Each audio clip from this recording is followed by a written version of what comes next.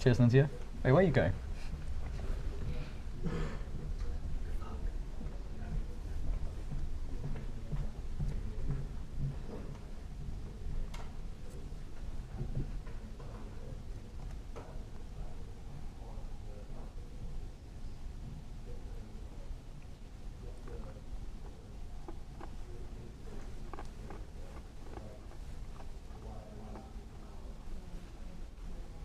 Hello? Hello? Should be, yeah, okay. Great. Uh-oh, that is not what you want. Oh, we've got a few people in the chat. Yep. It's good to see.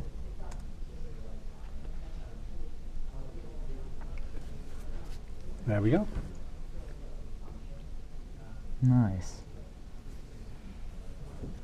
That looks like us coming up on the video. Hi everyone. We can see that there's about 12 people looking now. We're gathering the troops here. So give us a minute and then we'll get started. Absolutely.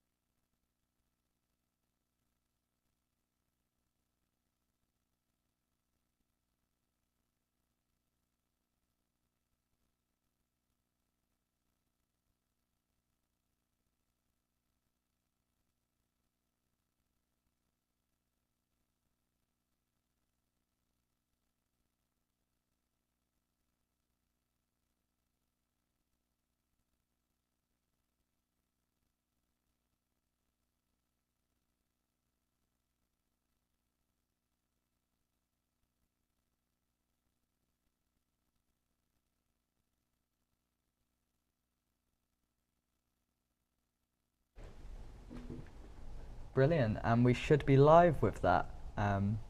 Hi all, I'm Max Lewis Clark, and I'm here today with Willem van Asperen. Yep. And we'd like to welcome you to today's pizza session, operating out of the bright lights of Farringdon, London, for the first time. Yeah, excellent.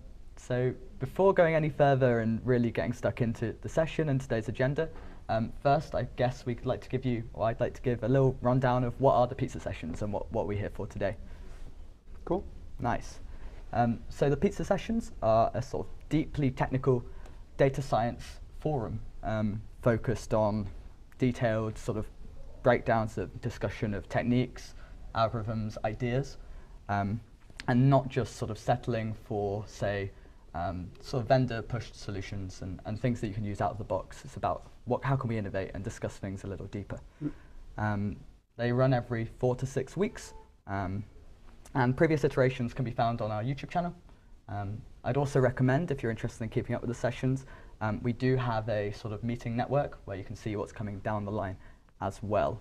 And if you have any ideas about topics you'd specifically like us to discuss or cover in the future, do just send a note, whether in the YouTube chat today or after the call itself. So normally we would sort of go straight into some discussion of theory and then start working through practicals, etc. But given that we're actually in person for the first time today, we thought we'd do a bit of a special agenda. So there will be a brief Q&A to kick things off with Willem, who I will introduce properly shortly, followed by, I will hand the mic over, I guess, to discuss some theory, particular around feature selection. Then those of you in person today will have some pizza, which I also believe is a first for the pizza sessions. Yeah. And then we will crack into some practical work, so following along some coding in a Jupyter notebook. Those of you at home or in person can also sort of either just watch Willem, sort of work through the exercises, or sort of get stuck in yourself and join in. So with that housekeeping out of the way, I think I would again like to introduce Willem van Asperen, Chief Data Scientist at PA Consulting, and at the center of the sort of inception and running of the pizza sessions for I think about 5 years now. Yep. Brilliant. So I'm going to ask a handful of questions. I'd also encourage those of you on the YouTube chat, if watching along the stream, or in person, to just stick your hands up. We've got a mic here we'd like to pass out, and Willem is at your mercy for the next 10-15 minutes. Brilliant. So to kick things off, Willem van Asperen, who are you, what do you do, and what is PA Consulting? Oh, wow. So yeah, the first one is easy. Willem van Asperen. I look after how we do data science at PA. PA, management consulting firm, it's been around for a while, all the way down to Second World War, where we started to do management consulting back then. Today we're about 3,000-4,000 people global, with a good chunk of data science people and data people here in London, over in the Netherlands, US, growing the team in the Nordics, Denmark, Sweden, Norway. And yeah, what we do is, as part of management consulting, we actually bring the technology in those consulting jobs. Because yes, it's great to do technology, but actually you would also want to deliver something that can be used by a business, that is understood by a business, that is actually solving a business problem rather than just being a fancy, cool data science thing. So that is, I think, a very good combination. We have a broad expertise across many industries, deep expertise in process redesign, in designing solutions. With our data science team, which is about 200 people, we can now bring machine learning AI into those projects as well. And then my role is to look at how do we actually do it? What is the what is the skill set that we have? What training do we give? What do we need ourselves? Build the community. And I always tell clients that of course I love my job, right? So I got into AI when I did computer science at the University of Amsterdam. AI wasn't a known thing back then. And I've been doing that all my life. So I really have, I would say, a good understanding of how to practically do AI in organizations. So I love my job, and I think maybe 40% of my job is actually doing cool stuff with the people that we have, because we want to retain the team, grow the team, and through that make sure we deliver good quality work for our clients. Yeah, that makes a lot of sense. I think that combination of innovative, interesting work, but with a purpose, seems as you say, a good combination. You mentioned sort of working with AI ever since you sort of completed your degree at the University of Amsterdam. So how long have you been actually doing this type of work? That's almost an inappropriate question, Max. So I've been active in this field for 20 years, give or take. Back in the days when, so I remember that the very first models we did was, they took ages, of course, and it didn't perform, and you could train your model on maybe a 10,000, if you were lucky, 100,000 row data set, and then you were stuck the whole weekend. And I think, and the cool thing is, the technology, the methodologies and the algorithmics haven't fundamentally changed. Yes, there is new ideas and new insights, and it's grown, but what has fundamentally changed is the horsepower that we can put under it. So that is, I think, I would argue that even the stuff we learned from that stems from the 70s and the 80s is still highly relevant today. Yeah, it makes sense. I sort of my own personal approach to data science was from a theoretical mathematical background, and as you say, there's sort of lots of the algorithms and statistical techniques that are still relevant today aren't necessarily new. It's that ability to leverage them that's really changed. There's an in-joke between data scientists that says, well, in the end of the day, it's all gradient descent. So I guess beyond just you yourself and your work and your time at PA and as a data scientist, how did the pizza sessions themselves come about? So back in the days, we were, and this is when we really started doing data science under the term data science. We always had a decision sciences group within the firm. Then we pulled out the data science and we grew that team initially in the Netherlands. And in the end of the day, I mean, data science is a field where you're at the brink of really cool technology stuff, really hard problems. I mean, what's not there to like? And then bringing that together. So we decided that actually it's kind of cool. We want more of this, and we want more. If you're in a project, then you're doing that project, but we want to fan out from there. So we started to do evening sessions in the office with the very first time we had pizza, and hence the name Pizza Sessions. Obviously COVID happened, and then they started to move online. We then started to branch out. It's now on the meetup.com channel. We got a channel there. We got more than 900 subscribers to those channels. And we started to open them up, initially to just clients, and then open up to the whole world. Fantastic. That's really fun. Feels like it's grown a long way in a relatively short amount of time. Okay, so pizza sessions, lots of interesting data science work and ideas, algorithms. I'm sure there's a mixture of sort of experience and proficiency in the room and in viewers. For those of us who maybe are less experienced sort of data scientists, do you have any, or aspirational data scientists, do you have any advice or pointers? Yeah. So when you start in this field, it seems daunting, right? Because there's YouTube videos all over, and some of them better than others. So it seems daunting, and I think in the end of the day, it isn't. It just takes work. What is important, I think, is that nowadays, so let's start, say, roll back 10 years. Then we had the advent of Python 2, and R, obviously, and you really had to do the hard craft and build your own algorithms, build your own scripts. What really happened is that obviously we had big data happening, that really brought more capacity, more horsepower to underneath the algorithms.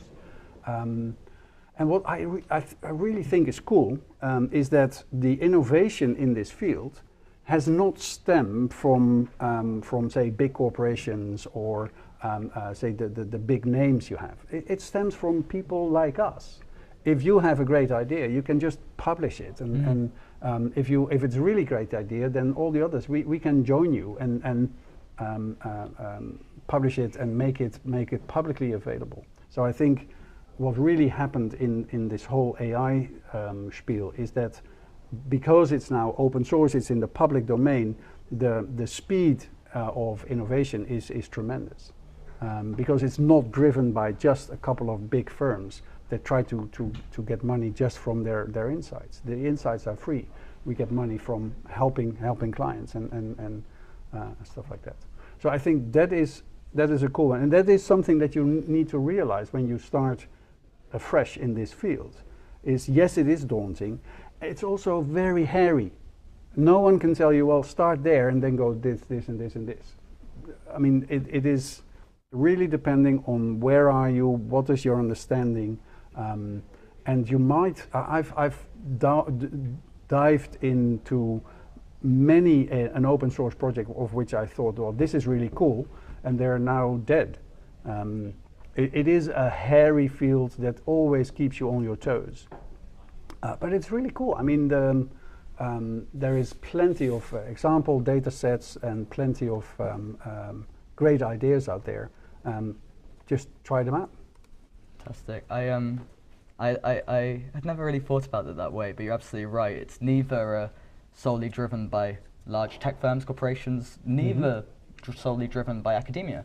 But beyond both of those, there's a large community element of that accessibility to it. And through that is also the reason why we opened it up. I mean, we're not discussing company secrets here. We're discussing what's freely available, what is shareable, and just put it into our perspective. Fantastic. So what I'd like to do now is, if anybody on the chat or in the room has a question they'd like to ask, I will hand out the microphone. Otherwise, I will plough on, but I wanted to throw it open.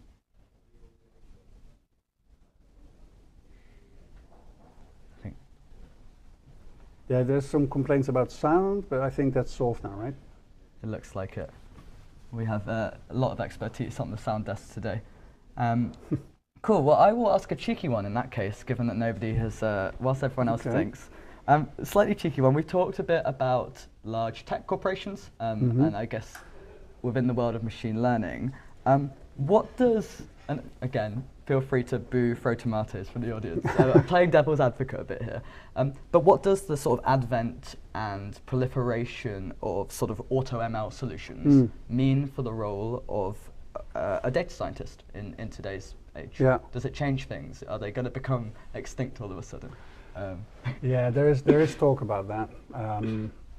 So that's an interesting one. So it used to be you had to really roll your own and be really capable of creating your own algorithm. And I think that hard craft has been now moved into packages that do AutoML for you. So that's cool, and it saves a lot of time and effort, and you can rest assured that there is proper testing and it's being used by many people, so you can rest assured that the algorithm does what it says on the tin, mostly. Almost. Well, I think so. But that, like you said, that raises the question: is data science now dead? Can anybody just throw in a data set and get a model out? And I think no. And that's honest, not just because this is my field and I don't want to believe it's going to go. No, I honestly think that there is a very important role for data scientists, and that's no longer in creating the algorithms and hard crafting the code. It's in the short but very important stage before, which is about creating the features from your data. Yeah. So if you throw in, I don't know, a company database, say you're a telco, you got your clients in there, and you wanna train it on which of my clients is gonna cancel their contract, so churn, fine. But imagine that you have date of birth in your data set. Your model will use that date of birth, and it will get you a nice little result. Wrong, because date of birth doesn't say nothing, doesn't say anything, right? It will be picked up by the model, but in a month's time or in 6 months' time, all those dates will mean nothing anymore.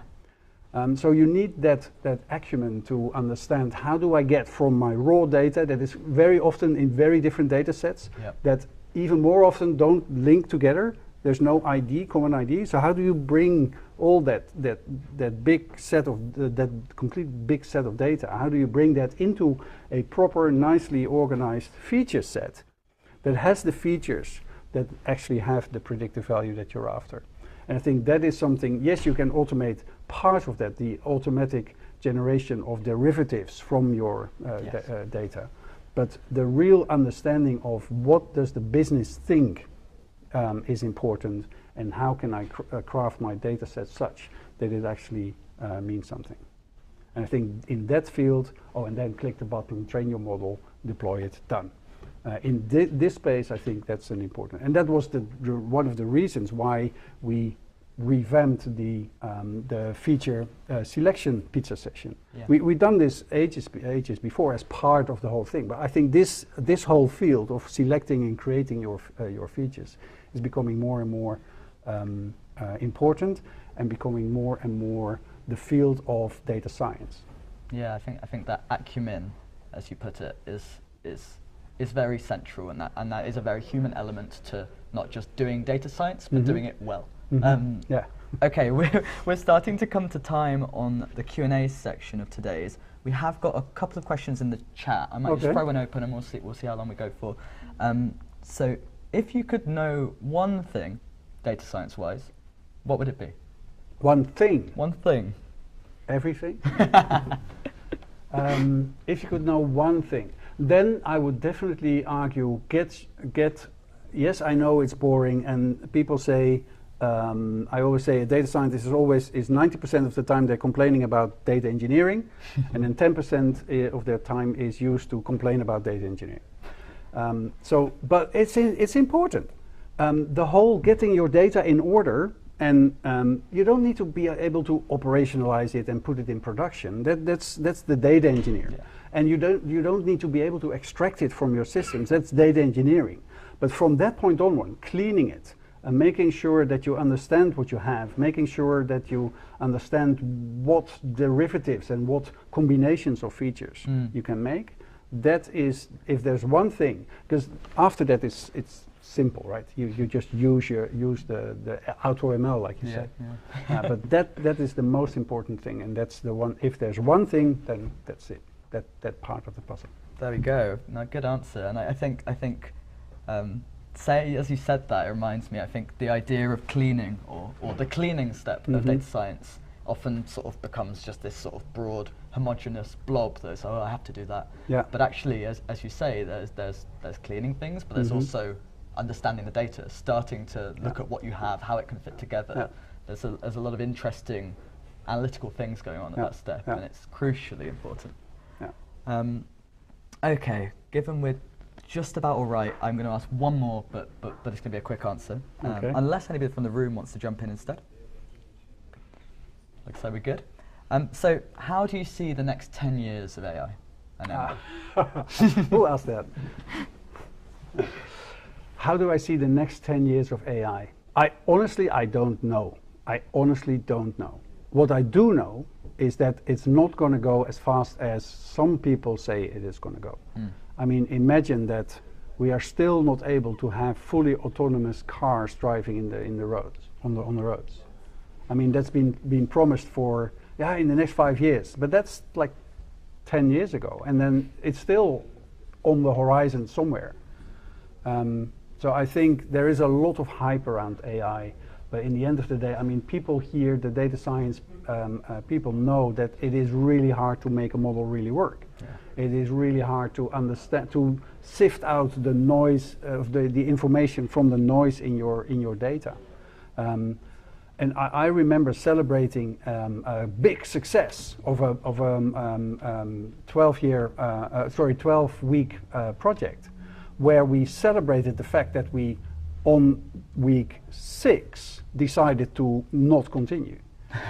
It was a bit of an awkward feeling, but we found that in 6 weeks in, halfway in, we found it was just not possible. There wasn't enough information in the data, and what we wanted was not achievable by that data.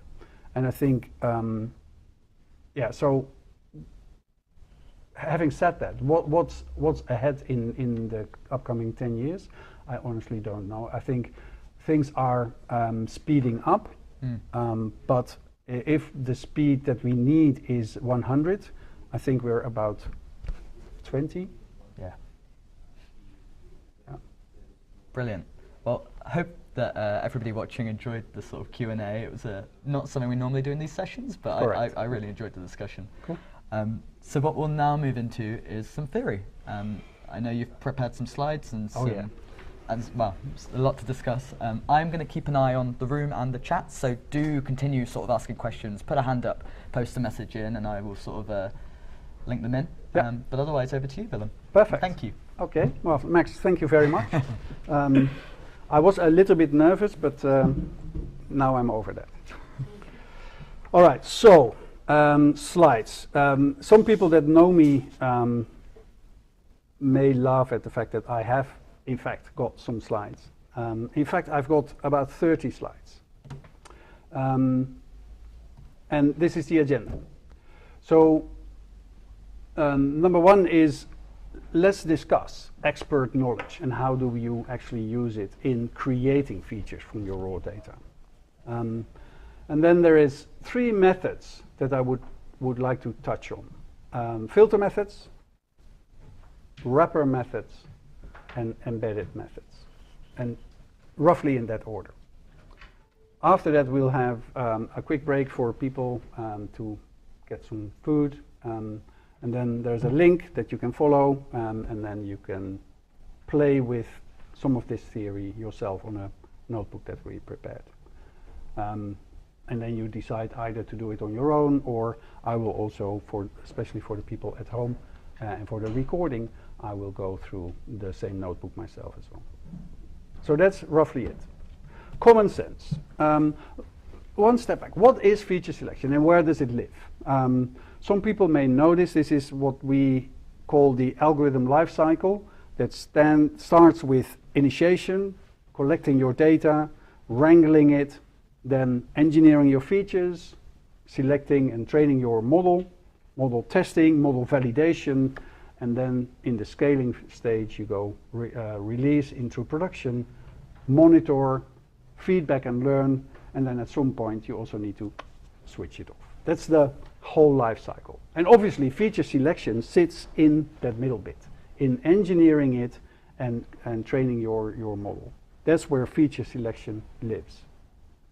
And the objective of feature selection is improving performance, so better model, faster and cost effectiveness, and I would even say environment saving exercise. There's a whole debate about Python that's really bad for the environment because you need many CPU cycles to do the same thing that you could also do in C. Let's not talk about that.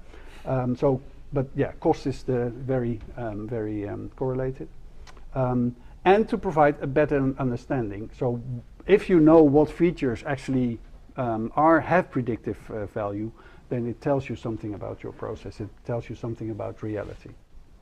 So those 3 things, get better models. Now in this stage, and typically what we use, and don't forget this is an important step, is you sit down with the people that understand the process, that understand all the aspects of what you want to achieve. If you're looking for a churn model, you sit with the salespeople. If you're looking for an insurance model, you sit with the risk people, if you, et cetera, et cetera. So those people that really understand the process, you sit with them and you go through their common knowledge.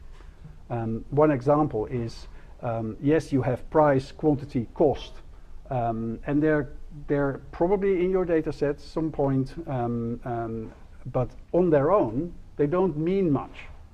It's just singular elements. If you look at, for instance, return on investment, which is profit by capital, or price times quantity minus cost by capital, that is a created feature that actually may tell you much more than the 4 individual elements. And yes, there is a stream in data science that will say, well, if you use a nonlinear model, the nonlinear model will find this relationship themselves. And I think it's true, but it's a bit of an academic statement, right? We made that comment, we're here about applied data science, right? We're not about the theory of data science, we want to make it work.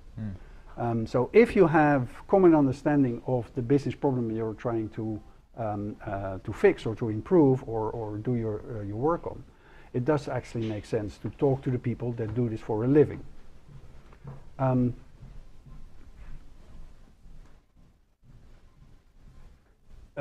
the other example is the date of birth versus age.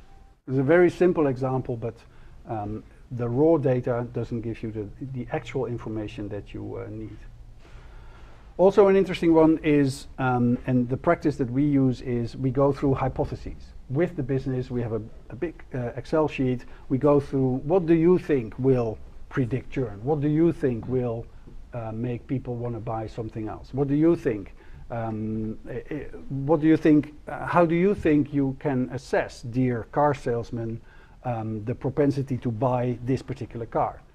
And you may find that they say, well, actually, I just look at their shoes, and that makes me think, well, this one is for them, and this is one for them. I mean, those details should go in there, and we list them as hypotheses to be tested. And every hypothesis then has: do we truly believe it? How hard will it impact the result? And how feasible is it to actually prove that hypothesis? If you don't have the data on people's shoes, then it's a great hypothesis, but maybe for later. Don't say no, but later. And then you may find that some of these hypotheses are just not true. And it's important to get experts in the room. And don't forget, this stage of a project is also very important to engage with the business. This is the point where you can start to build rapport and build the trust that you need, that if you succeed and you want to put it into practice, they actually believe and start understanding the output of your model. I made a big mistake quite a while ago, where I got some data from a guy who could sort of explain it. I built a churn model, 83% accurate. I was really proud, and then only organized a meeting with the salespeople, and I essentially stood up on a little podium talking to those folks, and they literally killed me, or literally they killed me. Who was I, snotty nerd, telling those insurance salespeople how to do their job? And I just jumped this whole stage of engaging with them, understanding it, and building that trust with them.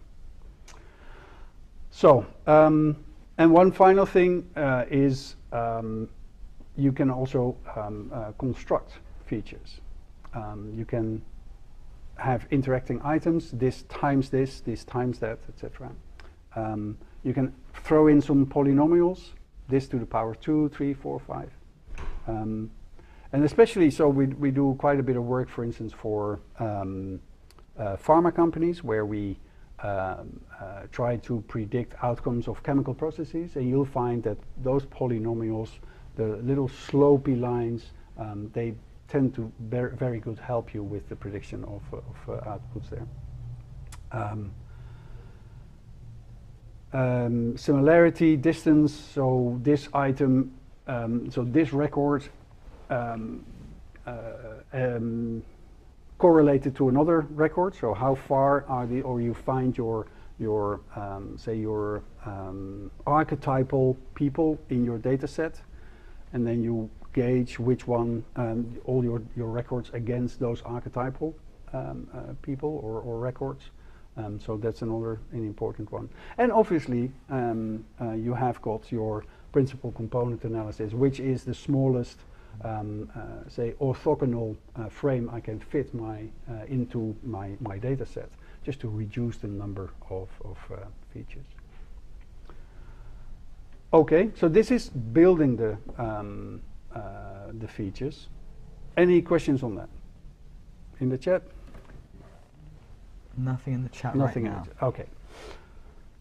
So, like I said, yes, it's technically important to do this, but it's also, from a business point of view and engagement point of view, this is the vital part, and this is where data science actually matters. Okay, let's have a quick look at filter methods, and I know that everyone is aware of this. The pipeline is as such: you have created all your features. You then want to select the best subset of that features to train your model on. Now, why do we want to not just throw in all the 120 features that we've created on our 5,000 line data set? Why would we not say, well, throw all of them in? Some might be meaningless, some of them might be highly correlated with each other. Yeah. So, yeah, they might be meaningless, so noise, actually deteriorating the quality of your model, and some of them might be extremely correlated. If they're correlated, then why actually some models will really be harmed if you have two different features that are almost perfectly correlated. So definitely the filter method tells you drop all the stuff that you already know will never gonna help you. It's never gonna help you. So it's the selecting the features by filtering. And we all know this. Correlation matrix, you look at which ones, and then you use the business understanding to identify which of the two, if you have a binary, if you have two correlated, which of those two makes more sense, and you drop the other one. And then, yeah, there's other techniques to filter out the features that from the start don't make sense to you. This is a common field, and I'm sure that everyone does this. Yeah. Yeah? Absolutely. All right. So pros, it's easy to apply.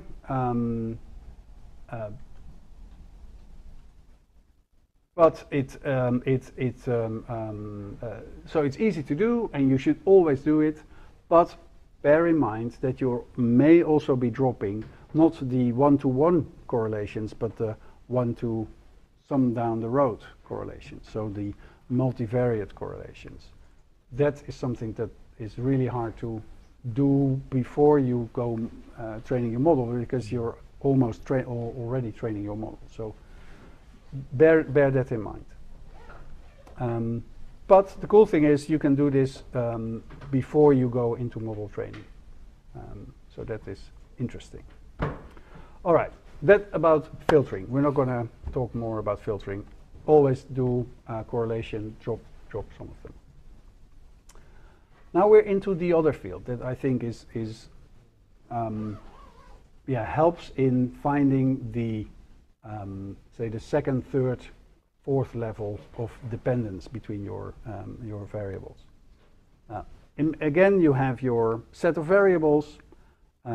You select the best subset. You train your model and you iterate. So you obviously, and then you assess the quality of your model. This is what we call wrapper methods. They wrap around the training.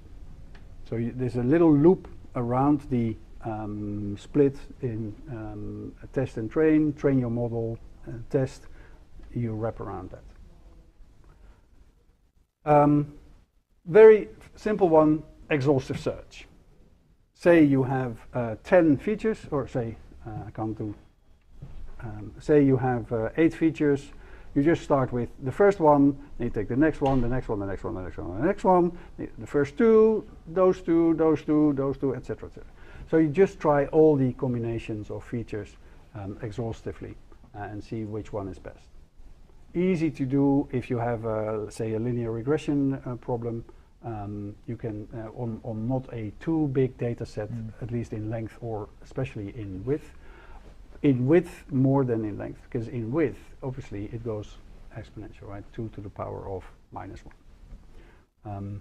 So if you have a well-understood problem that doesn't have too many, just go with this. This will give you the best one.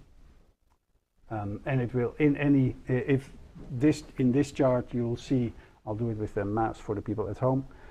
In this chart, imagine that you have 3 features, x1, 2, and 3.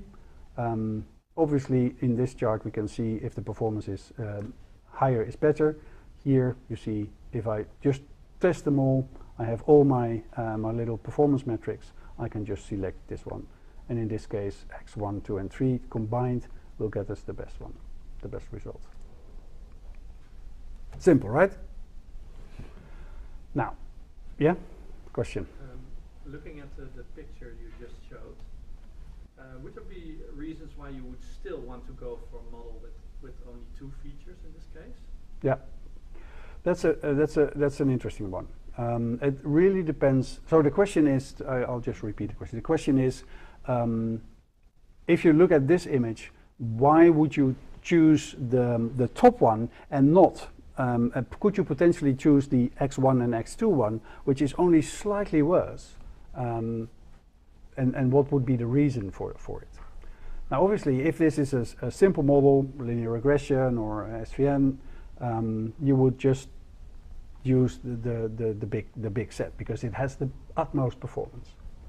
On the other hand, if it's an expensive model to run, to train, if it's an expensive model to get your output on, so for instance, the chemical or the life sciences company we do work for, running a test takes real chemicals, takes real effort of a lab technician doing the actual experiment. Now, if you say, well, do all of them, okay, if you only have 3 parameters, fine. But you really want to reduce the number of features that you look at and the number of iterations that you do. Yeah. Also, what's interesting is if you have a lower number of features, the risk of data drift is also smaller, right? Because you're only looking at a smaller number of features that can start drifting in the future. Plus, it takes less effort, less energy, less CPU cycles to calculate and score and calculate or train your model. So there's plenty of reasons why. And to be honest, in most cases, if you go into a client or a data science problem, they're currently at 0, right? Or maybe at 20. Yes, it's great to immediately bring them to something like 80 or 90. But to get things rolling quickly, then maybe 60 is already 3 times better than they currently do. And it's quicker to the end result. All right, now 2 simple optimization techniques. One is forward and one is backward. Forward meaning you start with testing one feature, and then you look at what happens if I add each and every one of the others. And then you select, if it's better than your threshold, you select the best combination of 2. And then you start looking at all the others. Are they still eligible? And does it? So it's greedy. And unlike a very bad movie, well, it's not a bad movie, unlike that's said in some movies, greed is not good. Because greed will get you a result quickly, but may preclude you from the real result later on. Because you may find that adding one feature will get you a big jump now, but precludes you from making the really big jump if you drop this one and add a feature later. Because they may contradict. This one may actually add a lot of noise that is not helping the third one. So greed is great, but it will only get you so far. And we'll see that in the actual exercises later on, looking at time. But it's simple, right? And you'll see in the code later on, it is really simple to implement a greedy hill climbing algorithm. And then you'll find that if you set your threshold, it may actually get you here, because the increase from x1 plus x2 to x1, x2, and x3 is lower than your threshold, so you won't make that jump, and then you end up where you wanted to be in the smaller model. Well, yeah, I thought so. Okay, and backward is very simple. You start with all your features, and you start dropping one after the other. And then you look at which one has the least impact on my model, then apparently it's not required. Then you drop another one. If nothing bad happens, you drop it, etc., etc. All the way down to you have a sensible set of features. That still is performant. That is still making a good impact. And then, yeah, you start here. You may actually end up with just x3, because x3 is not x1, because that's too big, etc., etc. So you start dropping. Again, this is a greedy one. Same thing applies here. Yes, it may get you, the first step may get you a good result now, but preclude you from really good steps later on. All right, and then genetic algorithms. Everyone aware of genetic algorithms? No? All right. Imagine that you have a vector like this. For each of the features that we have, we create a genome that consists of zeros and ones. And we start with a whole bunch of genomes with zeros and ones, randomly distributed across those genomes. And genome or individual. We need to define a stop criterion, population size, and a mutation probability, but we'll get back to that later. We start with a whole bunch of those genomes.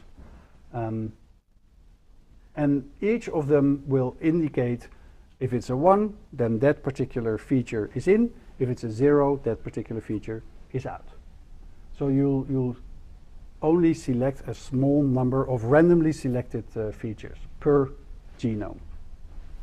But you have a whole population, and for each of those individuals, you test the quality of a model with that particular set of features. Straightforward. Then you put them on a list ranked by the quality, best ones up front, and you say, okay, if I have 100, then maybe my first 10 are the elite. Those are the ones that really perform well. Let's put those aside. And drop all the other ones. The other ones, they die early, right? Of those 10, I now start creating offspring, and I do that by just picking, selecting two of those elite population folks, and combining in one way or the other their genomes. So I pick a little bit of mommy and a little bit of daddy, and I create a new child that I put into my population. I do the same thing again. I calculate the quality of each of those individuals. I select my my elite, and I mix them up. Whilst I do that, I also sprinkle in a little bit of mutation. So yes, you get a mummy and daddy, but then a little bit different here and there, say a percentage. So random noise. That's important because otherwise you need to have a good distinction between exploration and finding, selecting the best ones.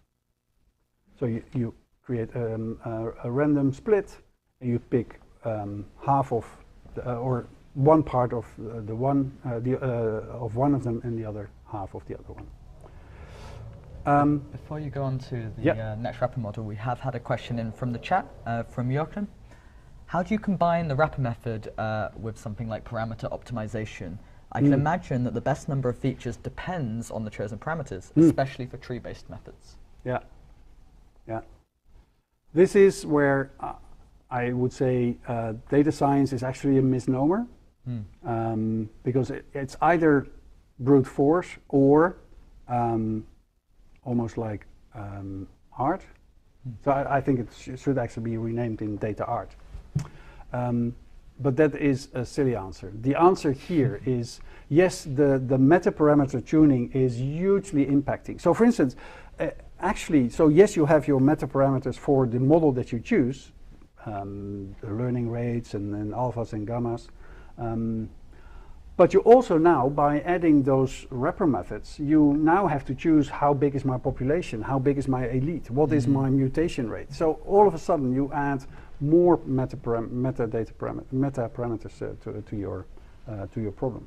So it is not making that problem lighter, and you will find that those parameters are not independent. You will find that if you have a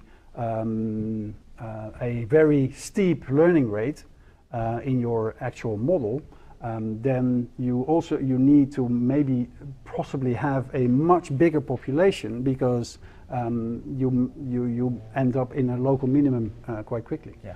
So you need to think about all the interactions between those parameters, and then, sprinkle a little bit of gold dust and hope it works.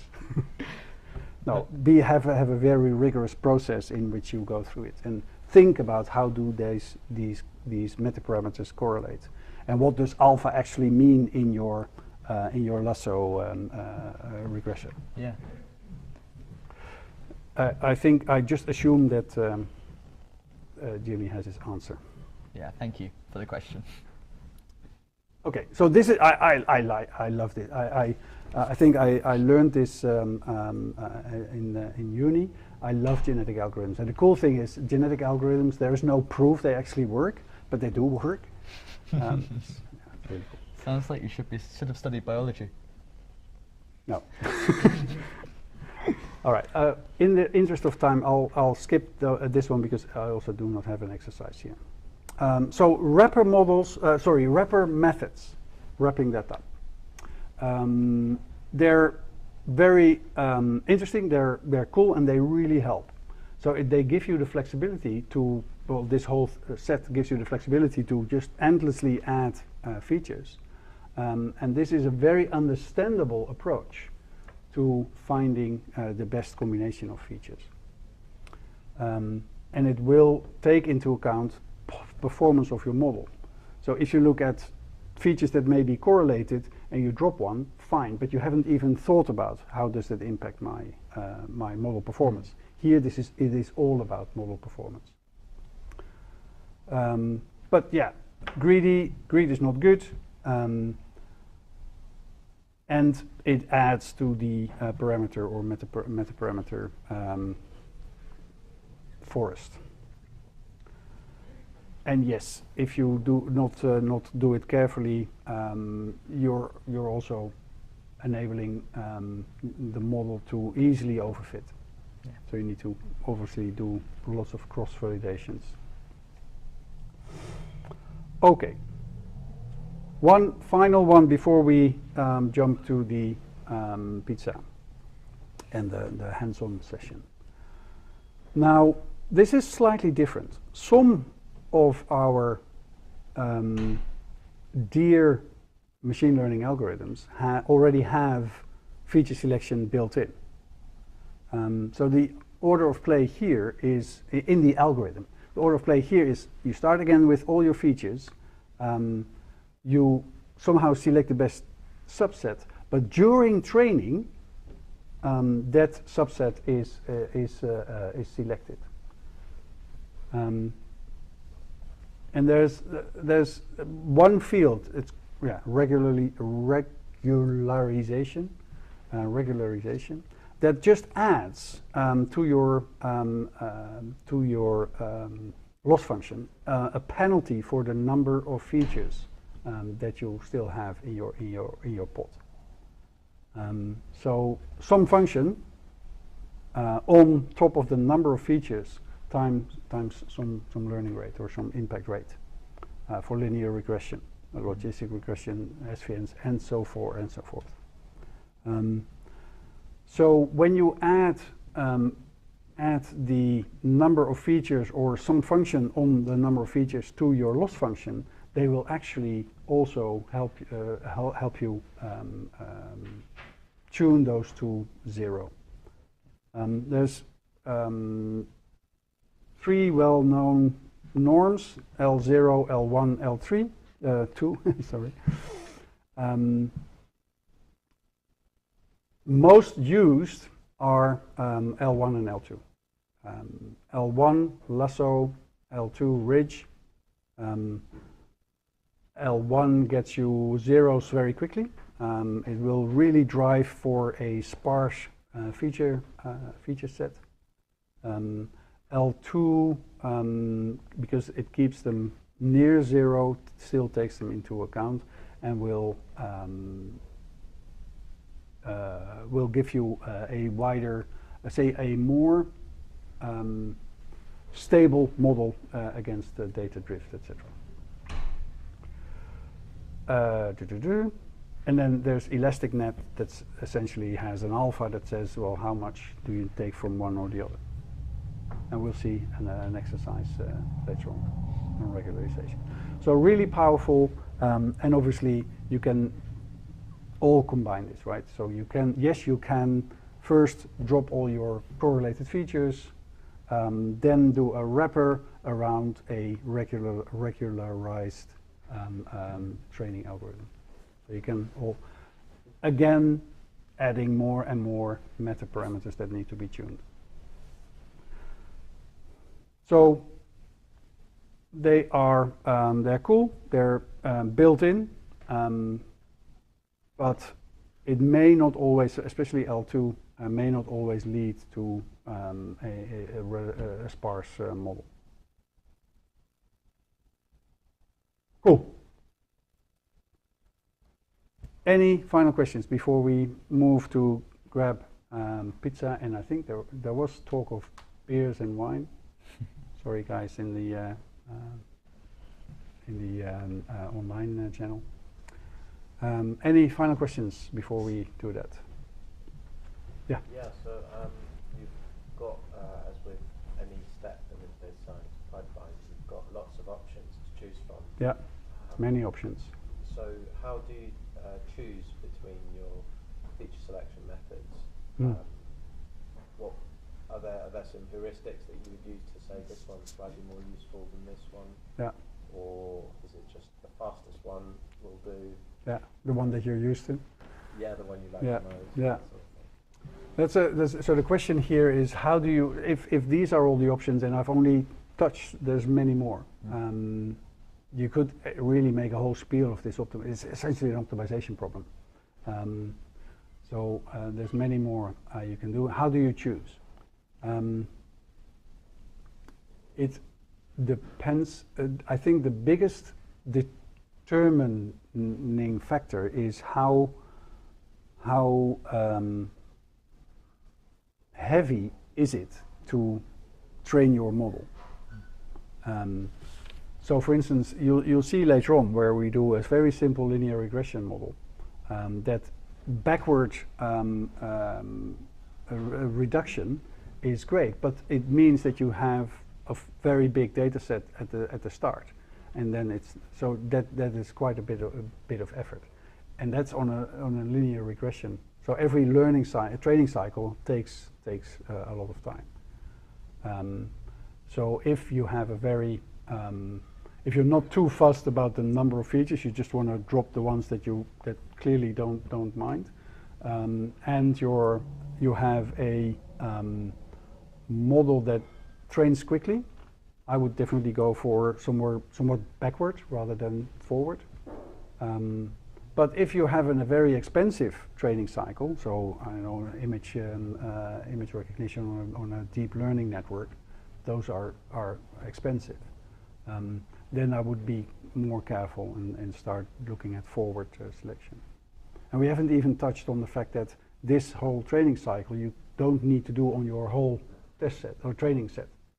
You can actually do a subsample of your training set, because you're not looking at finding the best model, you're looking at what is the best feature set that will probably get me the best model. So you might put that into the mix, so drop a number of records rather than only the features. So that is the distinction between these two. Genetic algorithms, they're cool, but there's no guarantee that it will get you anywhere. And I was playing with the exercises last night, and in some cases it just doesn't progress quite quickly. So it just puts itself in a corner, and that's it, a local minimum. But they're cool, and they're easy to parallelize. All of them, by the way. And then obviously, if it's a simple problem, so you can use the linear regression, then I would definitely use the embedded Lasso or Ridge. Definitely go for that. And then, yeah, if you still want to improve or reduce, you can look at forward or backward. That will be roughly my approach. Make sense? Thanks. Yep. Anything else? Okay. Then, for the people at home, grab yourself some drink or maybe some food. We're getting pizza here. After the break, I'll share the next slide that gets you, shows you the link where you can log in using your GitHub account. If you don't have a GitHub account, get one. Because that's how you can log into, and then you have a bit of a notebook you can play with. I'll do some more talking later on. Let's grab some drinks.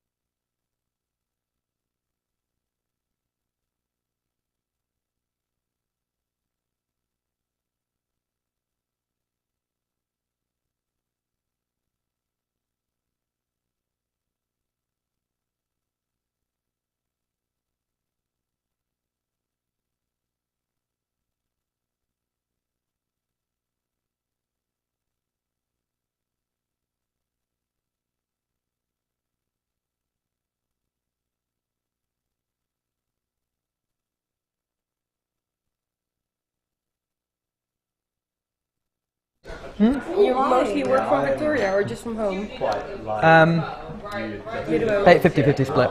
But I live in South London, so it's sort of, We're back- this is we're- both further away and wanna less of my stack friends are around here the pizza. regularly, Yeah. so Yeah. it works out. We'll get started. Shuffle. We need to interrupt at some point, but Oh, here you bless have the URL. I wonder if I have to the go back up there. notebook. I hope And I'll put it in the. That's a great idea. I'll put it in the. That doesn't work. thank you. The YouTube chat, so you Willem. can have a look at what. Dylan, do you still need me up top? Just managing the. I'll keep an eye on the well, thing. we've already started. So here you have the URL, and that URL will get you to this notebook. People are gathering now, and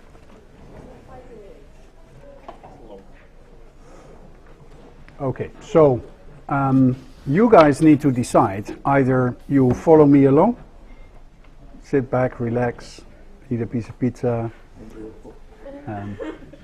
or you do this on your own, or a combination, of course. There is a URL that is called notebook.stopstaringatme.org. Oh, there's a story there. Present, do. Yeah, I thought that would happen. And that URL will get you into a notebook.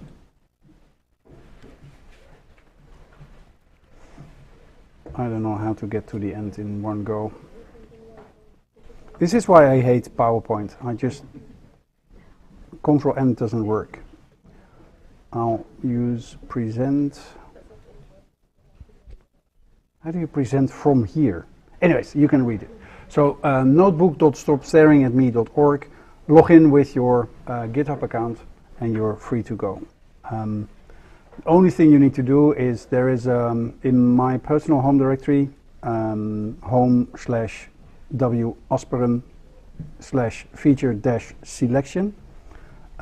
There is 2 notebooks, IPython notebooks, IPynb. If you run the command, if you create a new terminal and you run the command cp from copy /home/v asperen/feature-selection/star.ipynb, don't forget the dot, space dot, because that tells the command where you want to copy it. You'll get a copy of your notebook in your home directory. I'll go straight there. If you have any questions, Max is keeping an eye on the chat, so he'll tell us if people get lost. All right. What it will get you is you'll get 2 notebooks, one called Wine Quality and the other called Wine Quality Practical. Both are fine. One works, that's the Wine Quality one. One doesn't work, it's the practical one. In the practical one, I just removed bits. So if you want to tease yourself, get really into it, go there. What I wanted to do for the folks that just want to sit back, relax, and have a good time, I'll just go through the notebook with you all. Okay, wine quality. Why is it called wine quality? Just because we're using one of the data sets. This is actually a link that I'm also going to say put in the chat. It is a great. I am in, but see no notebooks. No, Arjen, that is correct. There is one command that you need to run. Create a new terminal and then run this command. It's in the chat now. And that will copy all the IPython notebooks or Jupyter notebooks from my home directory into your home directory. Don't forget the dot in the end. That should get you the notebooks. Okay, but good, you're you're here, Ian. Sorry, no problem, no problem. Hope it works. If not, let me know. Okay. The reason, so I've put in the chat a link to a data a website that has many nice little data sets. View all data sets. It's got 600 plus data sets that either are for classification or regression, and it shows you the number of rows and the number of features. It's really cool for practical and exercises. So I've decided to go for the wine quality data set in this. It is a data set that essentially assesses wine quality, and it also gives you a number, small number, but still a number of chemical data points. So every row, like you see here, so here I'll run this, the imports, and I'll run the reading of the data set. Here you are, almost 5,000 rows that tell you fixed acidity, volatile acidity, citric acid, a number of chemical data points, features, and in the end a manually entered and of course very just a normal person giving a quality score essentially between 1 and 10, 10 being the best. And if you look at, if you describe that data set, it looks like this. So every data is filled because we have the count of, that's all identical. The quality ranges from 3 being 0, being the lowest, to 9 being the best, and a number of other features like density and pH and etc. etc. I know nothing about. I know about wine, how it tastes and stuff, but not about how it is composed. So the challenge here, obviously, is can we, from the chemical components or the chemical measurements, can we predict the quality of that wine? That's the challenge here. And the idea is to do our feature building and feature selection on this. But let's first start with defining some variables. Target column set and feature column set. I love the fact that you can actually do set manipulations in Python. If you've never done it, have a look. It's really cool. You can just subtract sets from each other, add sets to each other, etc. So I tend to take that route, where I say, okay, I got a set of target columns. In this case, only quality lives in that set. And then my feature column set is the set of all the columns minus the target. Makes sense, right? And then obviously, for good reasons, I also create lists from my set because I need them later on. Because in Pandas you can't say I need all those columns, you need to give it a list rather than a set. All right. And I define a very, did I run it? Let's run it.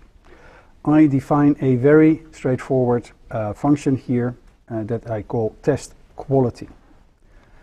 Into that test quality function, we get a data frame, a list of targets, a list of features, and a pipeline, a Scikit Learn pipeline. And that pipeline is essentially our training pipeline, which we'll see later on. I create my data frame X, which is all my features, my data frame Y, which is the targets, and I return the assessment of using those features with this target on the model that is given to me through the pipe parameter. How do I assess that? There's a nice little function called train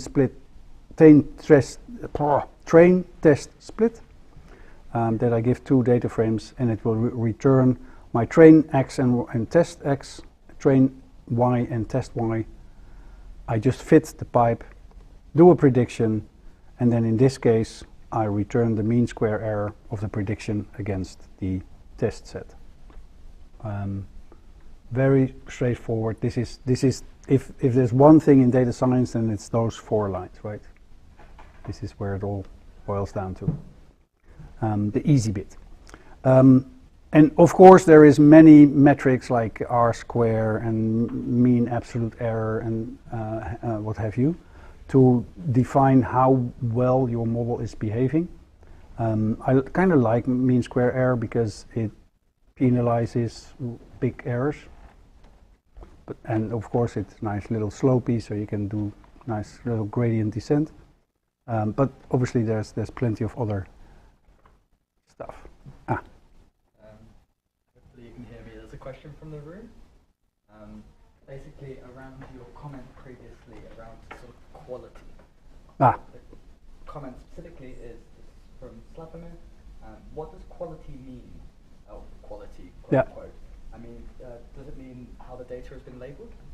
No. In this case, I use quality because I don't want this function to stick to one particular metric. So I define quality here is how well does the model do, yet to be defined by, in this case, mean squared error, but it could even well be a mix of F1 or anything. So that is what I call quality here. So how does the model with these targets, these features, this model, how well does it do? Thanks. Cool. So very simple function that I'm going to reuse. Another one, and I always fight with matplotlib, but I managed to get a scatter plot with a nice little, I call it trend line in there. Obviously, Google is your friend. And yes, it is said that software engineers are just an interface between Stack Overflow and code. The same counts for data scientists. So I define my little scatter function that I can use to paint a little plot. And then I go about. So let's first not create any new features. Let's just look at those, I think, 9 features that we have and see how well does a simple linear regression model predict from those features my beloved quality. For that, I have my pipeline that just takes 2 steps. I use a standard scaler to scale everything between 0 and 1. And then I just hand my pipeline the linear regression model. And that way I now have a pipeline that I can just say fit to and predict to, and it just works. Obviously you can also do, first do the scaler, put it into another variable, and then use that scaled, and then you keep track of what has been scaled and what hasn't. Using pipelines makes life really easy. And then I call my little function test quality with the raw wine quality data set, my target columns, the feature columns, and the pipe raw. Let's run that. And it's a linear regression model, so it's like done instantaneously.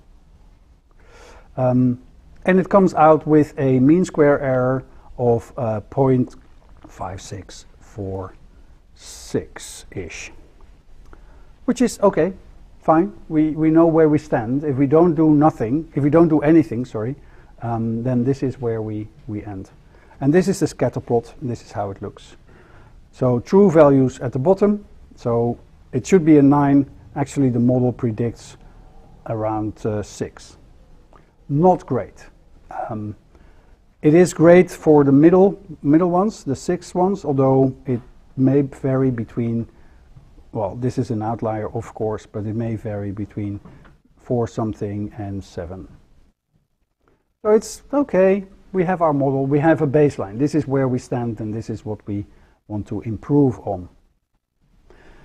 Let's first start extending the features. And I told you I know nothing about the biology of wine, so I just do the more technocratic route of just generating stuff that I think may be interesting. And there's two things I do here. One is I have just a set of operations that I want to apply to my features. I want to look at the log, I want to look at the square root, I want to look at polynomial second degree, third degree, etc. And I can add in more in my little dictionary here. Couple of small comments. Log 1p, everyone aware of what that means? It is the log, but then not of the value x, but x plus 1. So x can actually be 0 before it blows up. Can't be minus 1, of course, but we have our standard scalar. So an important one. And the reason I put in log and square root, log or square root is fine, I would say, is that many features, for instance, age is again a very good example. The difference in experience and say the predictive power on whether someone runs into a pole is very big between, say, the age of 2 and the age of 3, but it doesn't really matter if it's 80 or 81. So further down the line, the difference doesn't really matter that much. It's the steep onset of age that has a more predictive power. And you'll find very many natural processes are very well helped by this log function. Then obviously doing the parabola, is that the word? Parabol? To the power 2, to the power 3, we could add more here. Here, and I love list comprehensions, so sorry if you hate them, but I create a data frame that just applies my operator, which is the second part of each of the key values, so the value part of my key value pairs, and rename that feature into the name, the key of that key value part, followed by the name of the original feature. For all the features in the feature columns, for all the names and operators in my operations dictionary. So if you didn't follow that, it essentially, and I'll show you, does this math features dot oh, I need to concat them. Let's pick the first one. So this one has got the log, which is the first one here, of the sulfates, which is one of the features. And the second one is, the second one is a typo. The second one is the square root of the sulfate. And then you can guess the next one. So it just extended all my features with a log, a square root, P2 and a P3, all in one little line. That's why I love list comprehensions.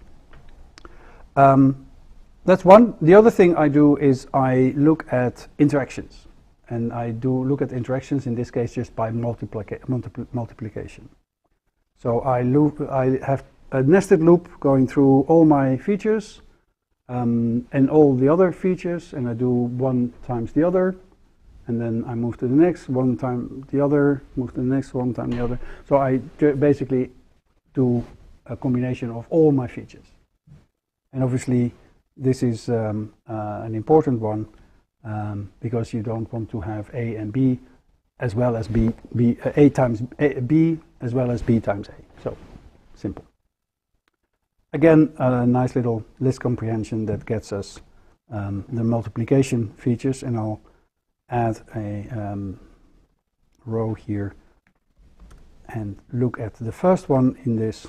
And you see this one is sulfates times chlorides. And the next one will be sulfates times free sulfur dioxide. This is a one way of just adding, say, related or features, feature combinations.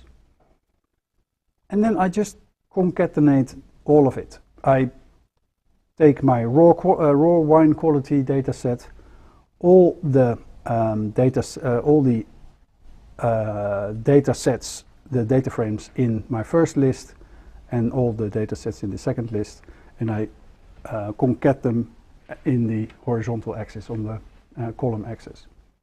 And this will get me a data, oh, I can actually run this. This will get me a data set that has not just the features we already had, all the way down to here, but also all my additional features that we just created, etc., etc. It goes on and on. So these are the primarily derived ones, and these are the combinations. So all in all, we now have a humongous data set that has how many columns? Oh, we know that. Because the next one gets me my columns. We have an extended feature set that has, which is again a set, and we want to know how many. So we need to look at the length of that. We have 110 features. So from the 9, we've now created 110 features. Now, who would say, what is your personal, say, rule of thumb on how many features your data set will still hold? As in, what makes sense? Everyone know if you only have, say, 3 records, 110 features, that's nonsense, right?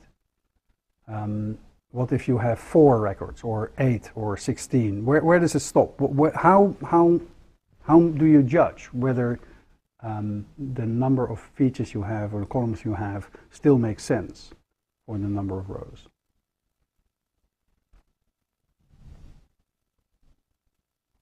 No. So I would say if we have 5,000 rows, the number of features should sensibly not extend the square root of 5,000, which is really hard to calculate, especially since square root isn't a function. What is it? Yeah. 70.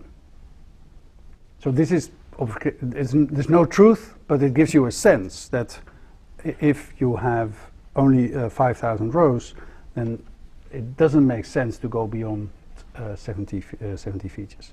So this is way too many already.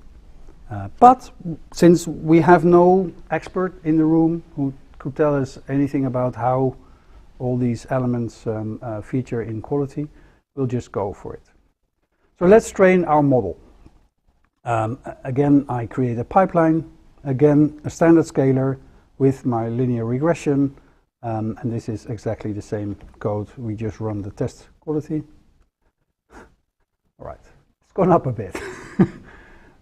So we were at 0.58, I think, and now we're at 4.68. It doesn't help. We added loads of noise, and it really tried its best, but with this data, it doesn't make sense. And this is really cool, because this demonstrates that now, yes, we have many more features. The question now rises, is there a way of reducing those features to the ones that actually make sense, and beating the 0.58 that we had originally? Now, interestingly, on the scatter plot, you can't really notice it. It looks very similar, but I will tell you, and we know from the mean squared error, that these are much wider now. The spread is much wider, because they're more erroneous. Okay, now moving on, let's jump straight into the feature selection wrappers. of course, we do the forward greedy wrapping first. And I'll try to fit my function into one screen, and I can't make it. I can't just not make it. All right, forward addition, it's called. It's a function that takes in a data frame, a list of targets, a list of all the features, some kind of threshold, and a machine learning pipe. And it will return a tuple of features, list of strings, and some kind of float, the quality measure that is defined in the quality function, which is mean squared error as it currently stands. Okay, and this is really straightforward. We haven't done anything, so we have none for quality. We still have all the features to look at. We just make a copy of all features. We haven't looked at nothing, so previous remaining features is empty list. Current features, we have not added anything to it, so this is initialization, no zero list.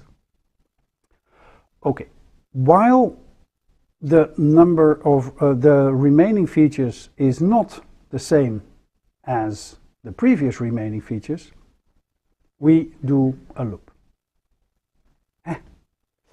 Remaining features was everything, and the previous remaining features is an empty list at the start. So we then loop through all the features that we are still remaining, that we have not yet added to the box. And we run our test quality function for each and every feature. Each and every feature added to the current features that we're looking at, which starts with an empty list, so the initial list, the initial performance measure will be the very first one single feature out of all the 110. And we create a list.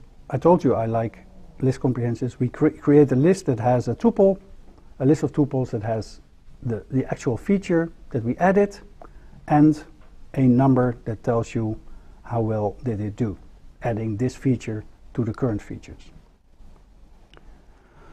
We then order it by that number, and we take the best one, the lowest mean squared error of that whole list, because that will give us the best performing additional feature to the current features that we have. Okay, if we have no measure of quality yet, or the quality has improved by adding that one particular feature more than some kind of threshold, so it actually makes sense to add it, then we say, okay, my best quality so far is what I currently have. Why does it take 1? It should be 0. Can I fix that? No, sorry. Best performance is the first one, is the best one, sorry. And it takes, obviously, it doesn't take, that is a tuple, and I need to take the second element of that tuple. So the quality is the number. I add my the feature to the current features, because we have demonstrated this actually helps my model well enough, and I remove it from the remaining features. I will never ever have to look again at that particular feature. If it didn't make the cut, yeah, no further improvement made. This will actually change my remaining features. So this one is now different from the previous remaining features, and we loop again. So this essentially tries to add one after the other, pick the best. Is it below my? Is it above my threshold of improvement? I add it. If not, we're done, because we have tested all of them. It's greedy, right? It doesn't look at combinations. And what if happens if I add? No, it's greedy. If it's done, it's done. And it returns the current features, and does one more go, testing the quality of those current features against this data frame. Make sense? Okay. Let's define that function, and let's run it. Okay. Now, what you see here is it runs and it looks at one feature, P3 of alcohol, which is the alcohol to the power 3. Taking that one on its own already gets us a mean square error of 0.62. Not bad. If you imagine that if you take all of them, you're at 5.8. The one is quite powerful already. The third power of alcohol. So now that paints a picture on the people that do the quality checking on wine, but let's not digress. It tells us, yeah, I improved, and it added P3 alcohol to it, and we are now here. It then finds that the next one added to the list that makes the cut is a volatile acidity times fixed acidity. Don't know why, it kind of feels okay, but obviously this is the point where I now go to people that do know and understand this. But it does, to ask, does this make sense to you? But it does improve from 0.62 to 0.57. We're already better than the original 0.58. We have already improved by just taking these two. Now, I won't read out what it says, but at some point it found that there is no more improvement to be made with a 0.546 mean squared error. And here we have them. Here we have the list of features that we have selected greedy moving forward with a quality of 0.54. Now obviously we want to see nice pictures. Here you go. To be honest, I thought it was a good idea. It doesn't tell you much. But yeah, there's still, I mean, nothing dramatic has happened. It's not gone all way out. It's just slightly better model, 0.54. Cool. The same thing, and I'll start this before I explain the process. Does it run? Should run. Backward subtraction is essentially exactly the same. It's just flipped. Here we start with current features is all the features. Here we take the best performing, so the lowest, we take the best performing one. We check if it is below our threshold. Does it not really kill the performance of our model? If so, we remove it from the current features, and we add it to the removed features, and then we loop till there is no further features that we can remove without impacting the performance of our model too much. That's exactly what this function does. All right, it starts with pulling P3 free sulfur dioxide from the list. That improves it to 0.745. So from 468 it goes to 745. It then pulls P3 fixed acidity. It pulls a log of free sulfur dioxide. It pulls P3, etc., etc. And you see that actually this is not bad. We're already 0.1 down from our original one. So now we've pulled the ones that really add too much noise to it, and still. But you also notice that I put run on this a while ago. It is still running because we have 5,000 by 110. Yes, it's linear regression, but still, it eats away at the universe now. Well, it takes a lot of CPU cycles.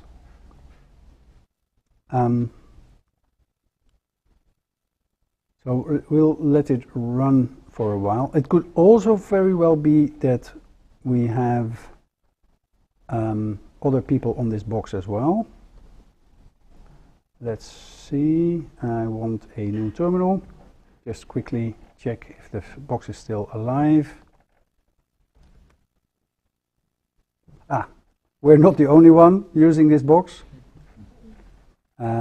which is fine. There's a Philip, an Andrea, and an Tira now, something.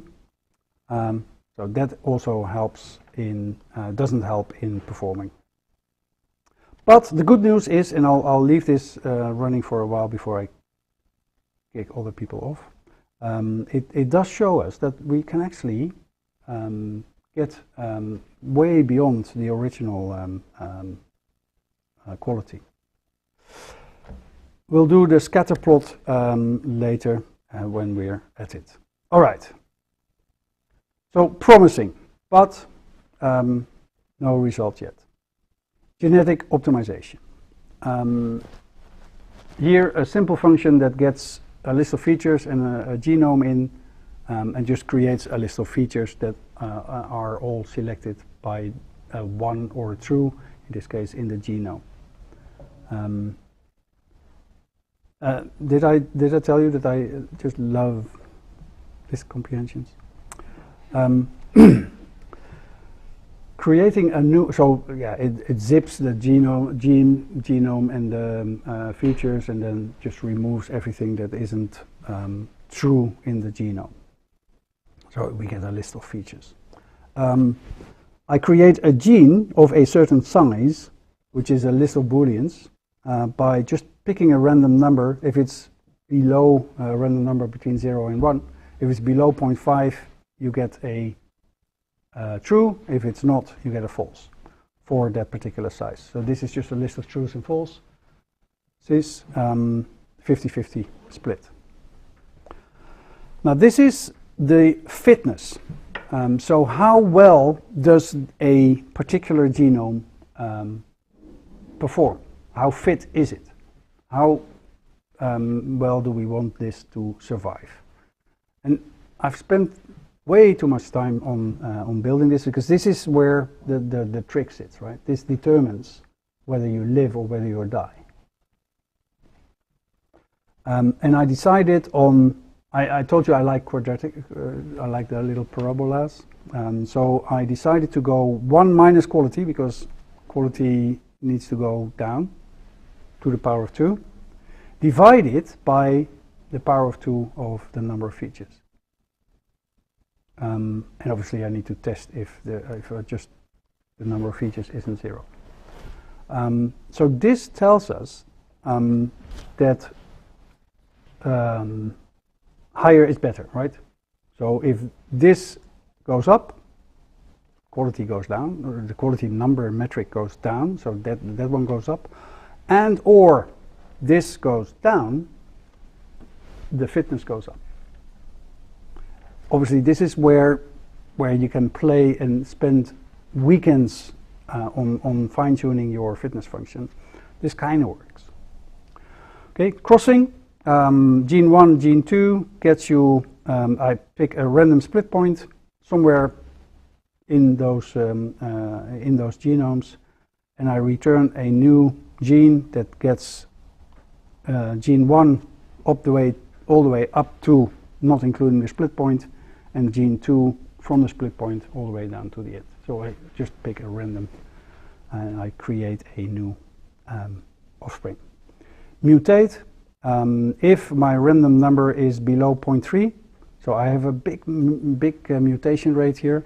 This is a Chernobyl mutation, I would say. If it's below 0.3, then you trade. It's even worse than that. It's the other way around. I pick that or not T. So your true can become a false. That I'm going to skip. I looked at how's the diversity in my population. So how different are they? Because you tend to find in genetic algorithms that you get a very homogeneous population. So it's good to keep an eye on that. And then we do the genetical optimizer. and I'll just go through it. It takes as a parameter your data frame, your target, your features, and your pipe, like any other of those optimizers. And then I have invented 4 new meta parameters that we can play with. The number of iterations, how long do we keep going? Stop early in it, that's how, if it hasn't improved by this many of times, I quit sooner. What's the initial pool size? 24. What's the elite? 7. And then it's really straightforward. I create my gene pool from the initial pool size. I do my initialization, then I loop at least number of iterations, at the maximum of number of iterations time. I create a feature pool, so I have my genomes, zeros and ones, the trues and false. I need to create features from that. I do a list comprehension here where I make tuples of genome against the quality with those features. I look at the fitness of all of those individuals by just scoring the evaluate functions on the fitness, on the output of the model. I sort them. I check if the best one is better than what I had till now, because I want to keep the best one. And then if I've not improved for a while, I break early. And here I create my elite, which is all the genomes, or the first part of the tuple for the elite size. I create my offspring, which is crosses of every elite member with the other elite members, so crosses. And I create a new gene pool that has my elites and my offspring. And here we go. And then I loop till I'm done, either by early stopping or number of iterations is done. I then finally score my the best one I found so far, and I return that. That's the gist of it. And of course you can play around and have different ways of crossing and different rates of mutation, but this is the essence of genetic algorithm. Let's see how well we're doing here. This one is still going. This one is still going. Who is eating all our CPUs? Here. Wow. PBXE. Anyways. It's not, it's not that. So yes, it eats, but it's got 16 cores. Anyways.